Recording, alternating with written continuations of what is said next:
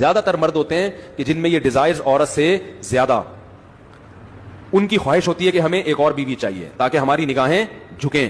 اب عورت تو مرد نہیں ہوتی نا، اس لیے وہ مرد کے جذبات تھوڑی، یہ باتیں عورتوں کو سمجھ میں آئیں گی نہیں. تو آپ آدمی بنو تھوڑے دن کے لیے، پھر آپ کو پتا چلے گا. آپ آدمی بنو تو پتا چلے گا نا آدمی کتنا معذرت کے ساتھ، مرد کتنے ٹھرکی ہوتے ہیں معذرت کے ساتھ. آپ تو عورت ہو، آپ کو تھوڑی پتا ہے.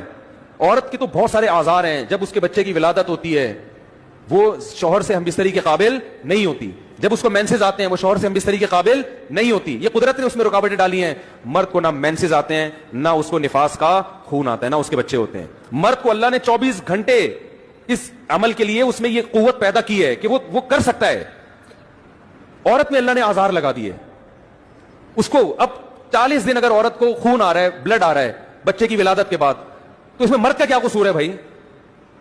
40 دن آپ تو ایوائڈ کرو گی اس لیے کہ آپ کو قدرت کی طرف سے ایک بلیڈنگ ہو رہی ہے، بچہ پیدا ہوا ہے، آپ کو قدرت چاہتی ہے اس میں مشغول رہو آپ. لیکن مرد کو تو بلیڈنگ نہیں ہو رہی نا، وہ 40 دن کیسے صبر کرے گا؟ اب خواتین کہتی ہیں کیوں صبر نہیں کر سکتا؟ بھائی اگر کر لے تو بہت اچھی بات ہے، نہیں کر سکتا تو یہ تو گاڈ خدا کی طرف سے ہے نا. یہ